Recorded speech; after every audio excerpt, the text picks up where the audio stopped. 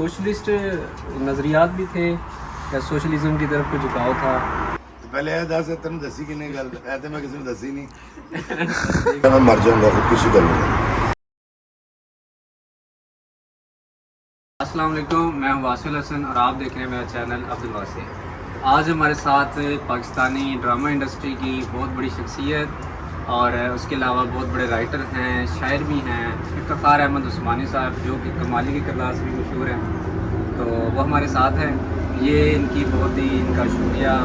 ये इतने लोग इनको चाहने वाले हैं यहाँ पे, हम स्टूडेंट थे, इसके बावजूद ये हमारे पास आ गए इतने लोगों को छोड़ के भी, तो हम इसलिए आपका बहुत शुक्रिया अदा करते हैं कि आपने हमें ये एजाज़ दिया कि आप हमारे पास आए। देखिए जी, आपने बुलाया और तमाम पाकिस्तानी स्टूडेंट जो इस वक्त जर्मनी के शहर में मौजूद हैं, मैं सबका बहुत शुक्रगुजार हूँ। सब ने बड़े प्यार का इजहार किया, बड़ी मोहब्बत का इजहार किया और आप यकीन करें मुझे आपसे मिलकर लगा मैं अपने बच्चों से मिल रहा हूँ, क्योंकि आप सारी कौम के बच्चे मेरे बच्चे हैं। और जब मैंने आपकी डिग्रियों को पूछा और आपसे बात हुई तो अल्लाह की कसम मुझे पाकिस्तान तरक्की करता नजर आया। तो बहुत शुक्रिया आपका। बहुत शुक्रिया आपका। और कुछ हम छोटे छोटे इनसे पर्सनल सवाल पूछेंगे इनकी लाइफ के बारे में कि सबसे पहले तो पूछते हैं कि आपका सफ़र कैसा गुजरा यूरोप का। आपकी वो जो कहते हैं एक इमेजिनेशन होती है पाकिस्तान में यूरोप के बारे में, और यूरोप पहुंचने के बाद एक जो एक व्यू होता है वो आप ज़रा थोड़ा सा बताएं। यार मेरा पाकिस्तान से बाहर जितने भी सफ़र किए बड़े अच्छे गुजरे हैं। उसकी एक वजह मैं आपको बता देता हूँ। मुझे हमेशा, क्योंकि पूरे दुनिया में रिश्तेदार नहीं है, वो सारे पाकिस्तान में रहते हैं, फैंस आते हैं। अब फैंस के अंदर सबसे अच्छी बात ये होती है कि वो आपकी कोताहियों को भी सरफ नज़र कर देते हैं। क्योंकि देखिए मैं बंदा बशर हूँ, मेरे अंदर बड़ी खामी है, मैं बड़ा गुनाहगार सा आदमी हूँ, तो वो सिर्फ आपकी अच्छाइयों पे नज़र रखते हैं और आपको इज़्ज़त और एहतराम देते हैं। तो मेरा ख्याल है कि मतलब ये वो लोग जान सकते हैं इनके फैंस हों, लेकिन जो मोहब्बत करते हैं पाकिस्तानी मुझसे ओवरसीज़, उनकी उस मोहब्बत की वजह से अभी तक तो मतलब फ्रांस के बाद बेल्जियम, फिर हॉलैंड, अब जर्मनी, मेरा सफ़र बहुत अच्छा गुजरा। चलिए माशाल्लाह। और उसके अलावा ना मैंने सुन रखा है आपके बारे में कि आप बचपन में और जवानी में एक मतलब काफ़ी शरारती भी रहे हैं, मतलब बहुत तेज़, बहुत एनर्जेटिक। और उसके अलावा मैंने ये अल्फाज सुने हैं कि इफ्तिखार साहब जो हैं वो बड़े टूट के चाहने वाले लोगों में शामिल थे, तो इस हवाले से आप थोड़ा सा बता दें। देखिए जी, मैं आज भी अल्लाह के हर बंदे को टूट के चाहता हूँ। मेरी हमेशा से प्रायोरिटी जो है वो हज़रत इंसान रहा है। अल्लाह के बंदे से मोहब्बत करनी है और वो चीज़ आज भी कायम दायम है। मुझे अपने मतलब मैं पैसे को नुकसान नहीं समझता, मौत को नुकसान नहीं समझता, लेकिन किसी का छोड़ जाना, ये कहना कि एक तो पता नहीं मिलना, मैं समझता हूँ बहुत बड़ा लॉस। अच्छा, आपकी ज़िंदगी के बारे में थोड़ी हम बात कर रहे थे, तो आपके कुछ मैं माजी के वाक़यात शेयर करना चाहता हूँ, आपको याद भी होंगे।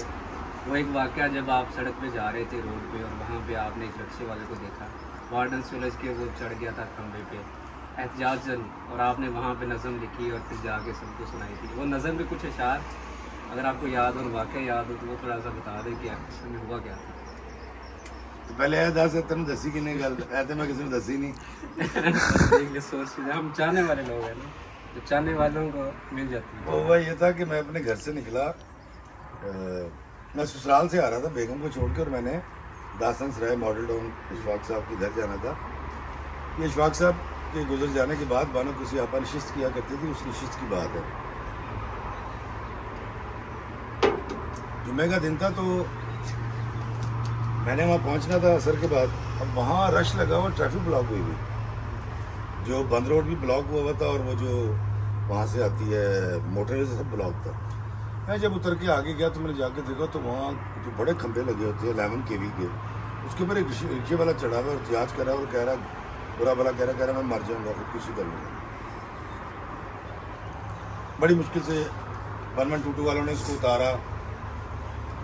जब वो नीचे आया और उससे पूछा कि भाई आप ये क्यों कर रहे हैं, तो उसने कहा जी कि मैं ऐसे करके जाता हूँ, रोज़ मेरा चलान कर देता रिक्शे वार्डन, उससे 50 रुपये का चलान था। तो उसने कहा मैं अगर रोज़ 200 या 300 रुपये का चलान भरूंगा चिंची पे تو میں کروں گا کیا. تو وہ اس سارے واقعے سے بڑا متاثر ہوا اور بڑی تکلیف میں مبتلا ہوا. اور پھر راستے میں ہی جاتے ہوئے بانو کسی آپا کے گھر جاتے ہوئے میں نے یہ نظم لکھی تھی. مجھے یاد بالکل نہیں ہے, بلکہ آپ نے یاد دلائی تھی. ہن میں بڑھی کو کہوں گا لب کے رکھو.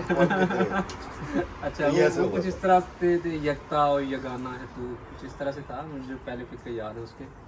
اور اس کے علاوہ مطلب یہ اس سے لگ رہا تھا کہ آپ کی کچھ نہیں سوشلزم کی تو کبھی بھی جھکاؤ نہیں تھا. دراصل میرا خیال ہے جوانی آدھی سوشلسٹ ہی ہوتی ہے, اور اگر سوشلزم کا ترجمہ ہم یہ کرتے ہیں کہ تمام ذرائع تمام کے لیے, تو پھر یہ تو بری سوچ تو نہیں ہے.